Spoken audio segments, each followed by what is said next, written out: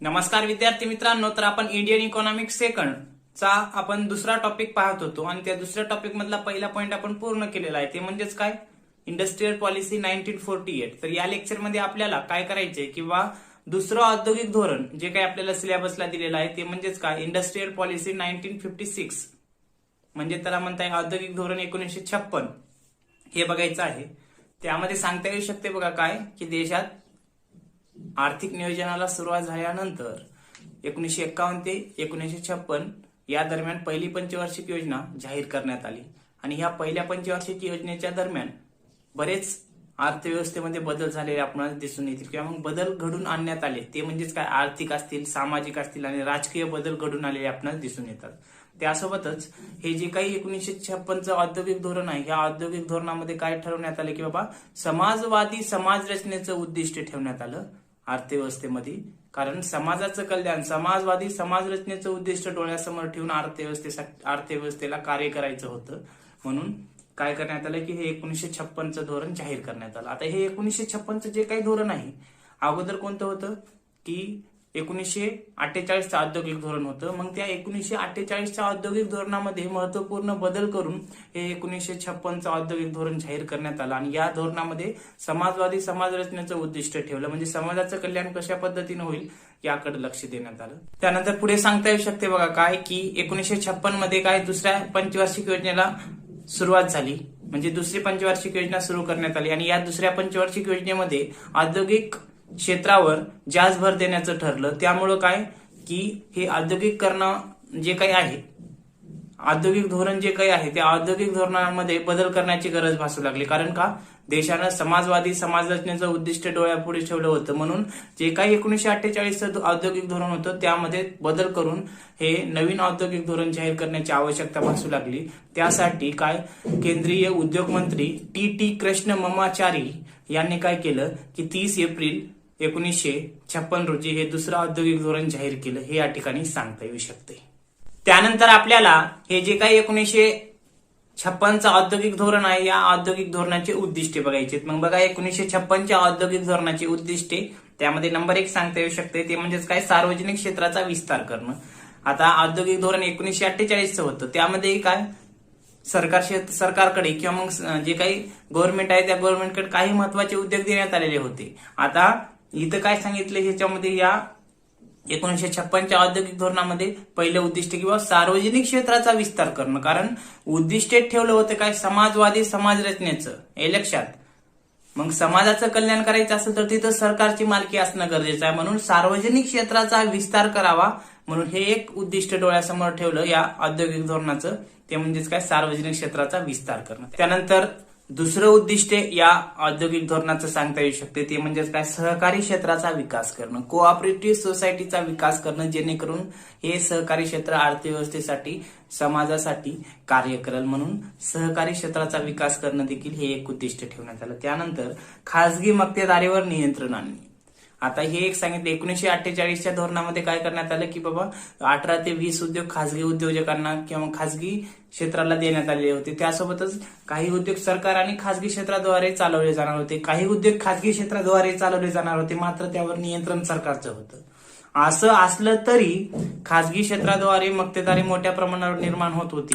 म्हणून काय करण्यात आलं, हे एक उद्दिष्ट या 1956च्या औद्योगिक धोरणामध्ये ठेवण्यात आलं, ते म्हणजेच काय, खासगी मक्तेदारीवर नियंत्रण आणणे. म्हणजे जे काही प्रायव्हेट सेक्टर असतात, जे उद्योजक असतात खासगी किंवा मग व्यक्ती असतात, खासगी मालकी असते, असे व्यक्ती काय करत असतात की बाबा अर्थव्यवस्थेमध्ये मक्तेदारी निर्माण करत असतात, समाजाचं कुठेतरी पिळवणूक करत असतात. म्हणून सरकारनं काय उद्दिष्ट ठेवलं या धोरणामध्ये की बाबा की खासगी क्षेत्रावर किंवा मग खासगी क्षेत्राच्या मक्तेदारीवर नियंत्रण आणणे, हे सांगितले. त्यानंतर पुढलं उद्दिष्ट बघा, ते म्हणजेच काय, अवजड व अभियांत्रिकी उद्योगांची स्थापना करणं. हे एक उद्दिष्ट ठेवण्यात आले की बाबा अवजड, मूलभूत, लोह, पोलाद, स्टील असे जे काही उद्योग असतात ते, आणि त्यानंतर अभियांत्रिकी जे इंजिनिअरिंग वगैरे असतात, असे उद्योग काय स्थापन करण्याचं ठरवण्यात आलं, हे या ठिकाणी सांगता येऊ शकते. हे एक उद्दिष्ट म्हणजे काय, अवजड आणि अभियांत्रिकी उद्योग स्थापन करणं, हे एक उद्दिष्ट ठरवण्यात आलं या औद्योगिक धोरणात. त्यानंतर समाजवादी समाज रचना करण्याचा प्रयत्न करणं. आता जी काही अर्थव्यवस्था होती कुठंतरी काय 1948ला भारत स्वतंत्र झाला, इंग्रजांनी मोठ्या प्रमाणावर राजवट केली होती, बऱ्याच समस्या होत्या. मग समाजामध्ये जे काही अडचणी होत्या, मग गरिबी, दारिद्र्य, बेकारी हे लक्षात, त्यासोबत काय विषमता असेल, असमानता असेल, मग असे जे काही समस्या होत्या त्या समस्या दूर करून सर्वांना स्वातंत्र्य, समानता आणि समान संधी देण्यासाठी काय समाजवादी समाज रचनेचं उद्दिष्ट हे या धोरणामध्ये ठेवण्यात आलं. हे एक उद्दिष्ट सांगता येऊ शकते. त्यानंतर पुढलं, संपत्ती व उत्पन्नातील विषमता दूर करणं. श्रीमंत श्रीमंतच होत आहे, गरीब गरीबच होत आहे. स्वातंत्र्य प्राप्तीनंतर असं दिसून आलं, म्हणून काय करावं लागलं की जे काही संपत्ती आणि उत्पन्नात विषमता आहे, आपण पहिल्या चॅप्टरमध्ये बघितलं, भारतामध्ये भारतीय अर्थव्यवस्थेचं वैशिष्ट्यच आहे काय, संपत्ती आणि उत्पन्नामध्ये विषमता, इनइक्वॅलिटी दिसून येते. काय, ऍसेट, वेल्थ अँड इन्कम मध्ये, किंवा मग ऍसेट अँड इन्कम मध्ये म्हणता येईल. मग ही जी काही इनइक्वॅलिटी आहे, असमानता आहे, ते कमी करण्यासाठी, आणि हे कसं कमी करता येईल, समाजाचं उद्दिष्ट डोळ्यासमोर ठेवलं, समाजाचं कल्याण जर ठेवलं लक्षात सरकारनं, वेळोवेळी त्यानुसार कार्य केलं, तर हे जे काही आहे संपत्ती व उत्पन्नातील असमानता, विषमता दूर होऊ शकते. म्हणून हे एक उद्दिष्ट ठेवण्यात आलं. त्यानंतर पुढलं उद्दिष्ट ते म्हणजेच काय, लघु व कुटीर उद्योगांना प्रोत्साहन देणे. जसं आपण बघितलात, पुरा मॉडेल असेल किंवा मग नेहरू वर्सेस गांधी मॉडेल असेल, हे लक्षात, त्यामध्ये काय सांगण्यात आलं, गांधी काय म्हणत होते की ग्रामीण भागाकडे चला, लघु व कुटीर उद्योगांचा विकास करा, हे लक्षात. आचार्य नारायण राव यांनी सुद्धा काय म्हटलेलं आहे किंवा ग्रामीण भागात गांधीवादी योजनेमध्ये तेच सांगितले त्यांनी की बाबा ग्रामीण भागाचा, लघु उद्योगाचा, कुटीर उद्योगाचा, कृषी क्षेत्राचा कसा विकास होईल, ग्रामीण भागातील लोकांना रोजगाराची प्राप्ती कशी होईल आणि कायमस्वरूपी रोजगार कसा उपलब्ध होईल यावरती भर देणं गरजेचं आहे. म्हणून हे एक सांगितले की काय, लघु व कुटीर उद्योगांना प्रोत्साहन देणं हे एक उद्दिष्ट या 1956च्या औद्योगिक धोरणाचं ठरवण्यात आलं, या ठिकाणी सांगता येऊ शकते. अशा पद्धतीने हे थोडक्यात काय या 1956च्या औद्योगिक धोरणाचे उद्दिष्ट सांगता येतील. त्यानंतर आपल्याला काय करायचे, हे जे काही 1956चं औद्योगिक धोरण आहे, त्या 1956च्या औद्योगिक धोरणाची काही वैशिष्ट्ये बघायची आहेत. त्यामध्ये नंबर 1 सांगता येऊ शकते बघा, ते काय आहे, ते म्हणजेच काय, उद्योगांचं वर्गीकरण. त्यामध्ये सांगता येऊ शकते भारतानं काय केलं, 1956च्या औद्योगिक धोरणानुसारच मिश्र अर्थव्यवस्थेचा स्वीकार केला.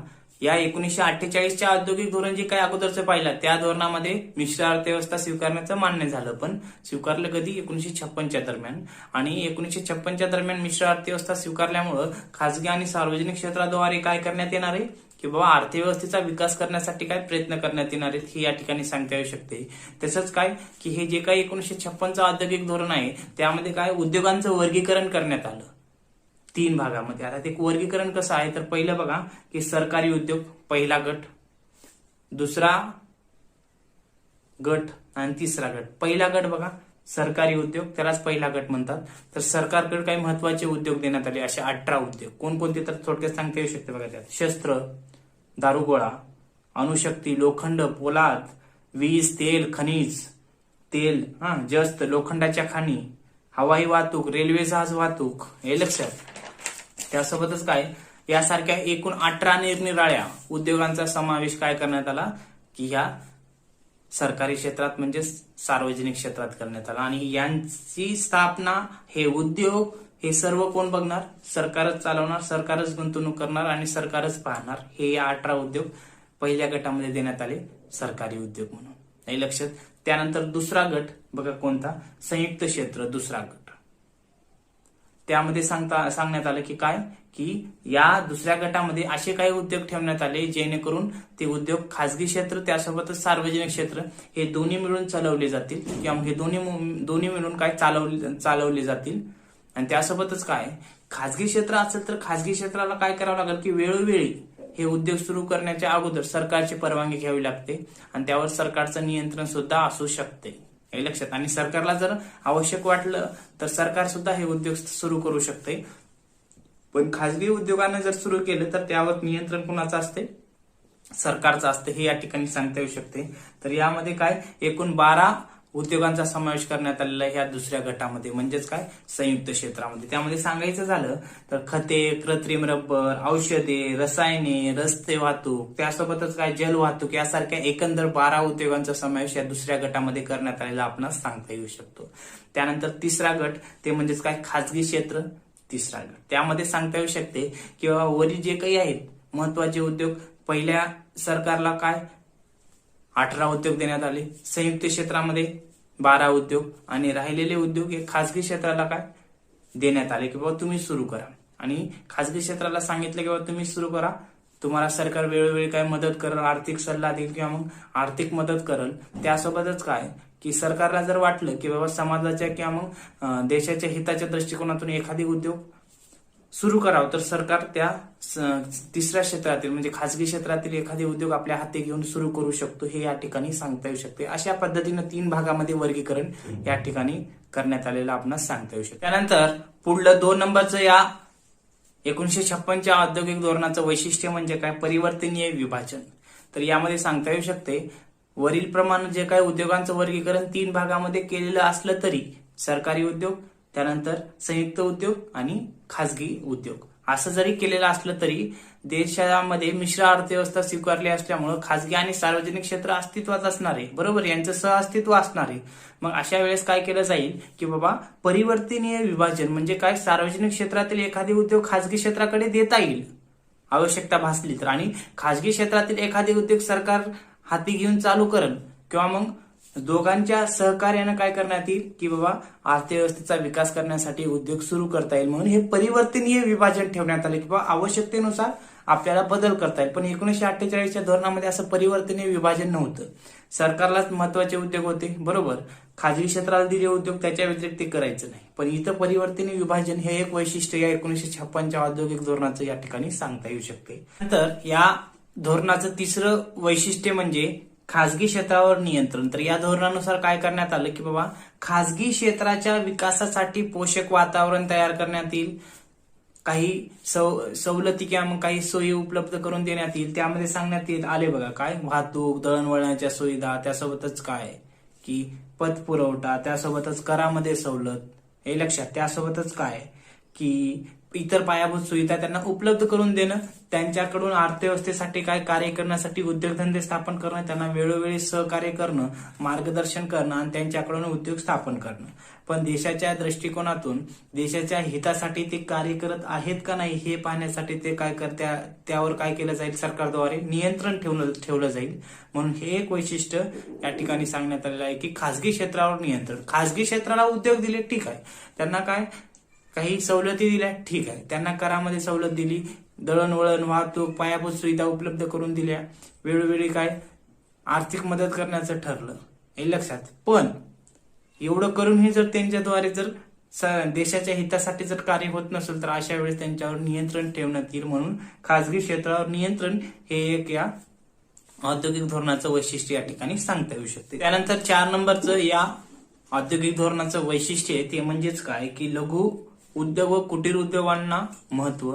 तर या औद्योगिक धोरणानुसार काय करण्यात आलं की लघु व कुटीर उद्योगांना अगोदरच्या धोरणामध्येही चालना देण्याचं ठरलं होतं आणि यामध्ये काय लघु व कुटीर उद्योगांचा विकास करून किंवा मग विकास घडवून आणण्यासाठी काय करण्यात आलं की लघु उद्योगांना चालना देण्यासाठी लघु उद्योगांना महत्व देण्यात आलं आणि हे महत्व देऊन लघु उद्योगांचा विकास कशा पद्धतीने करता येईल हे यासाठी प्रयत्न करण्यासाठी हे उद्दिष्ट ठेवलं. त्यासोबतच लघु व कुटीर उद्योगांचा विकास करण्यासाठी लघु व कुटीर उद्योगांची स्थापना करणं आणि त्यामध्ये कार्य करण्यासाठी श्रम प्रदान म्हणजे प्रत्यक्षपणे कामगार किंवा प्रत्यक्षपणे लोक काम करतील असं ते उद्योग स्थापन करणं, जेणेकरून काय तिथं रोजगाराची निर्मिती होईल, लोकांना रोजगार भेटेल आणि रोजगाराची निर्मिती झाल्यामुळे त्यांना कामाचा मोबदला भेटेल. त्यासोबतच कृषीतील प्रमाण कमी करणं, लघु व कुटीर उद्योग स्थापन करून कृषीतील प्रमाण कमी करणं, त्यासोबतच जे काही उत्पन्नातील विषमता आहे ते उत्पन्नातील विषमता कमी करणं हे एक उद्दिष्ट ठेवण्यात आलं.